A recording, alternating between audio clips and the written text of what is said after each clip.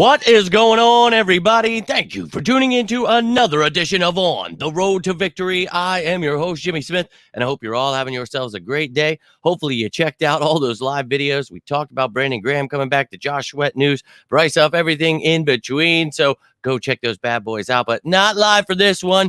This is a recorded video. Free agent series continues. We are on to cornerbacks, safeties tomorrow, and we're done. Go check out all the other positions, what the Eagles have going on. And then, of course, all of the free agents with the top fits for the Eagles. Today, we are here to talk about the corner. So appreciate each and every one of you taking the time, hitting the like button, subscribing, all the things you're doing to support the channel. But let's jump right into this. We're going to start it off with the Eagles ammo this offseason, the cap space, the draft picks, and they just keep improving, getting me more excited. And of course, we'll get into what the Eagles have at the position before we get into all those free agents. But let's take a look now with Maddox release, Bryant release. We talked about those moves. I gave you 15 ways the Eagles can create cap space. They've already taken care of 2 of them and expect more. So 42.9 mil right now. You've got money in the future. You want to sign someone to, a multi-year deal with those dummy years. You can do that. Do whatever you want. You see the draft picks are now finalized for this year. So you see all of the picks.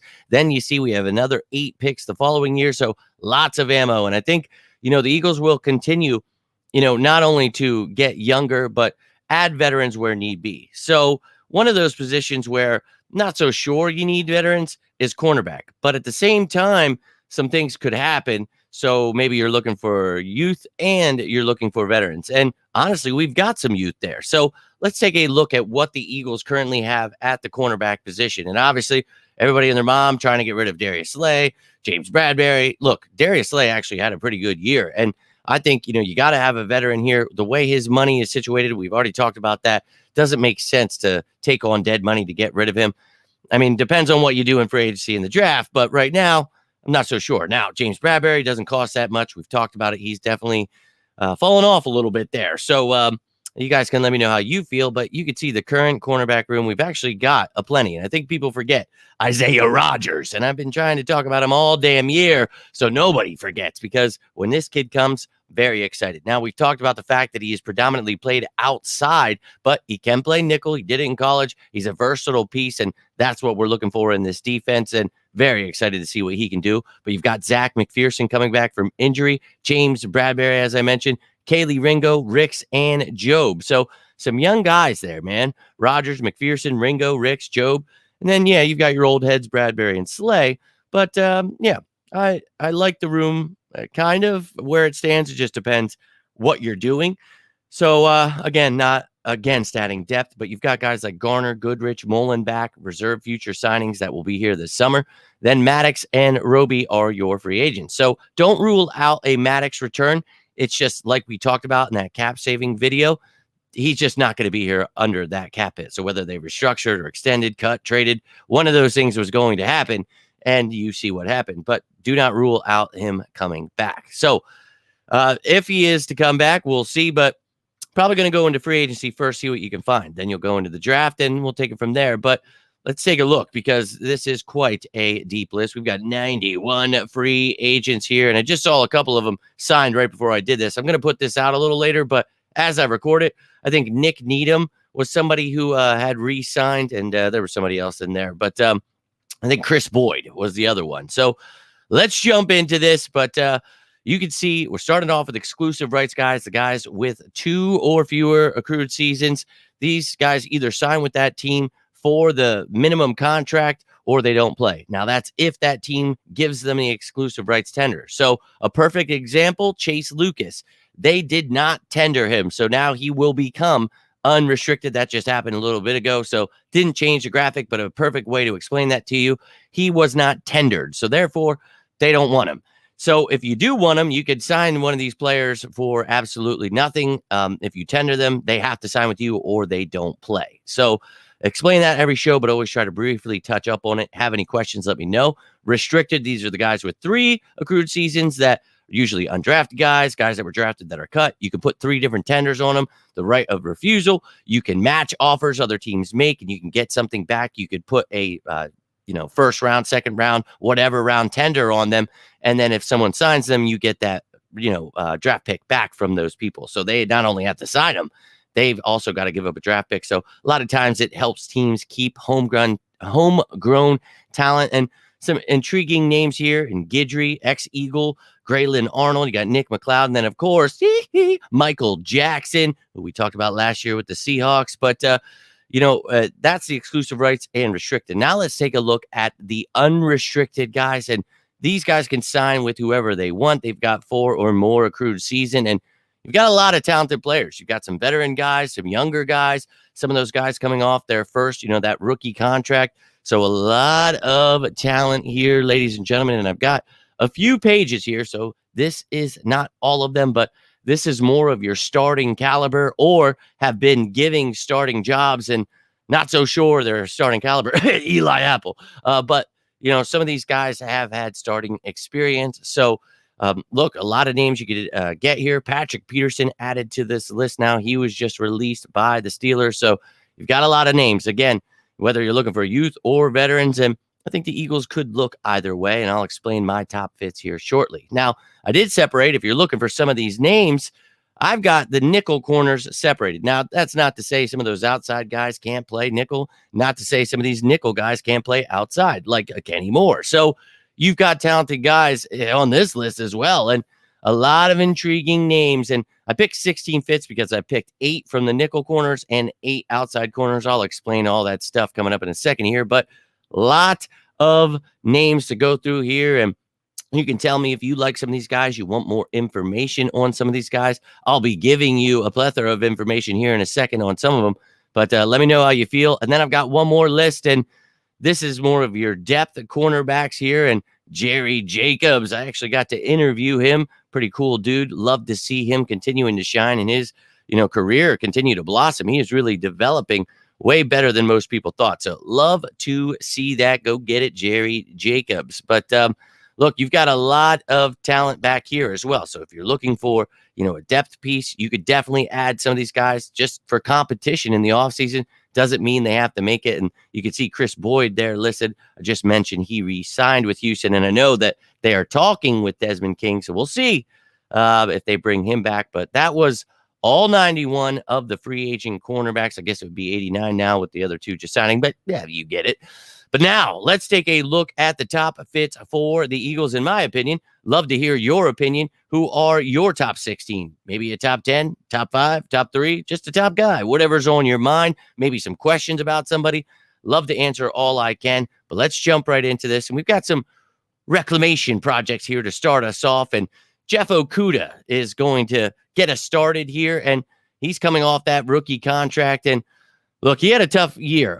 He got traded from Detroit to Atlanta, and I thought, this kid had a bright future, former first-round pick, but he's only 25, so I'm not giving up on the kid here, but I definitely think he did not fit in well to what was going on there. And, this is a guy that is an outside corner, but he could dabble a little bit at nickel corner. You could maybe use him a little at safety, a versatile defensive back. And, again, he had his struggles. I just think there was a lot of talented guys there in Atlanta.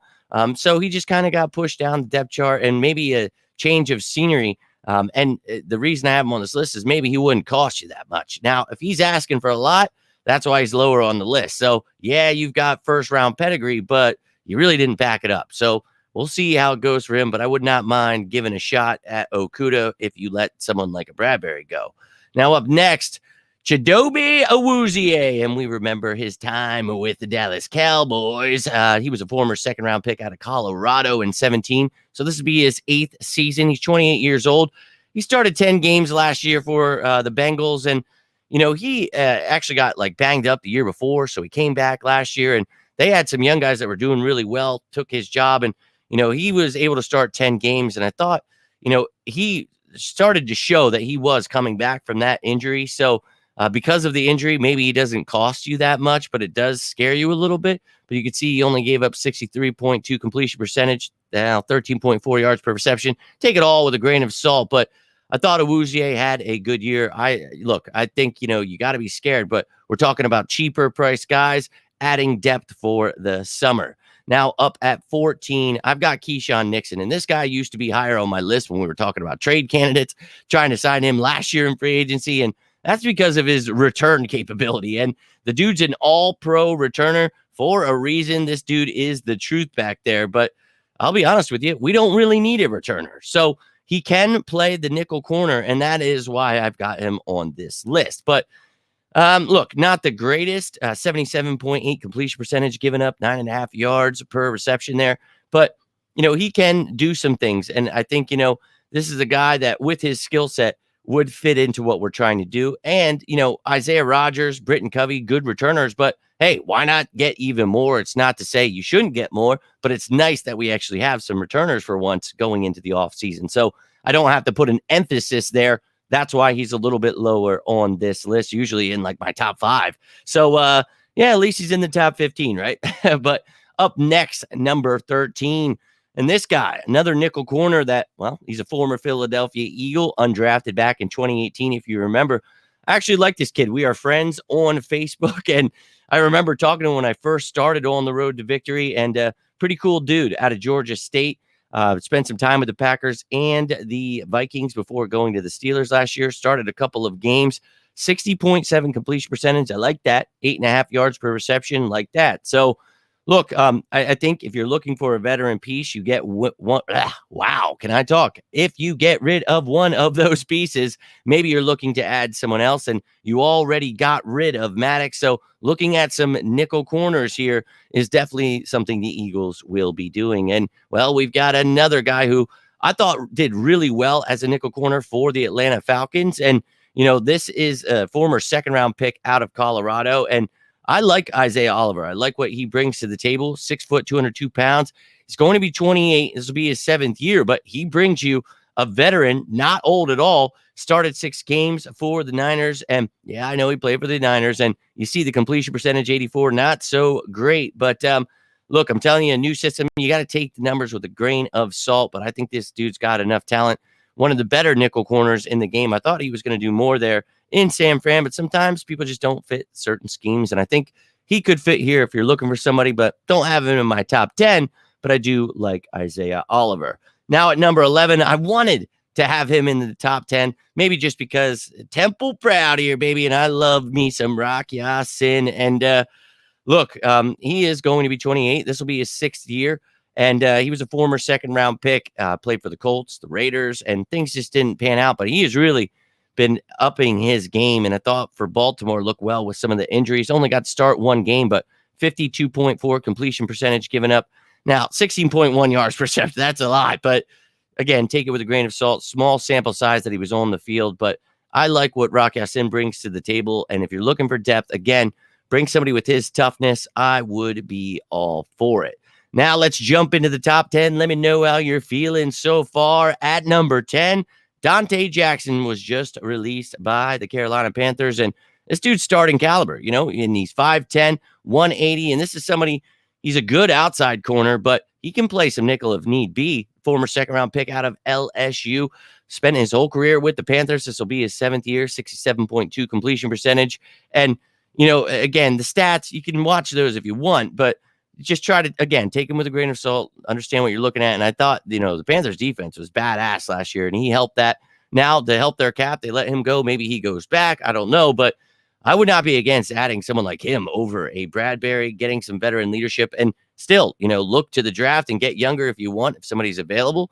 I just think that they're okay right now. You've got a lot of young pieces. So if you want to add a vet that can start with Slay and Rodgers, I'm all about it, man. So whether you want to move Rodgers inside and keep Dante Jackson outside, got a lot of options there. Now at number 9, Desmond King II. And just mentioned, I just read that the Texans re-signed Chris Boyd, and they're intrigued, want to bring back good old Desmond King here. And he was with the Texans before, then he left and went to the Steelers, and he came back to the Texans. And I've been talking for years, even when he was with the Chargers, about trying to trade for this dude. And then with the Titans, to try to talk about trading for him. So, and that was because of his return capability. And I like when somebody can be a good defender and also help you out in the return game. And, I had his struggles in coverage at times, but this dude, he is a ball hawk, whether it's knocking the ball out, getting interceptions. And sure, the stats aren't going to show it this year, but I'm telling you, throughout his career, this guy gets it done. He would be a great veteran, going to be 30. So, err on caution. Used to be in my top 5, but not so much anymore. But I am a big fan of Desmond King, and I think you could get him on the cheap. So would not be against it.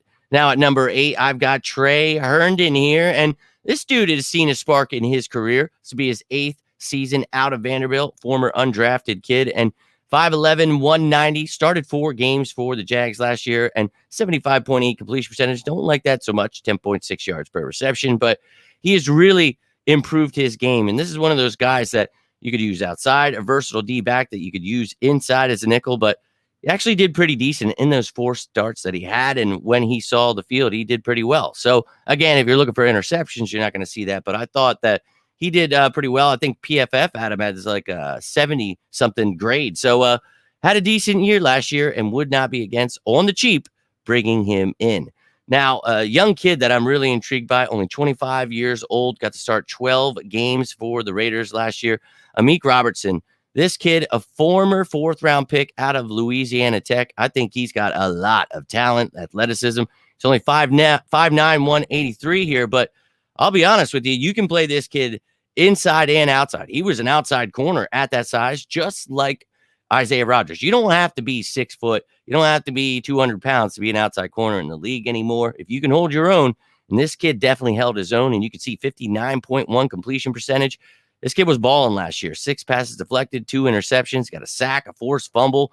Dude got a lot of talent, and I think this would be a great addition. Someone, again, that's versatile. You can move Rodgers or him inside, different plays, just depending on the matchup.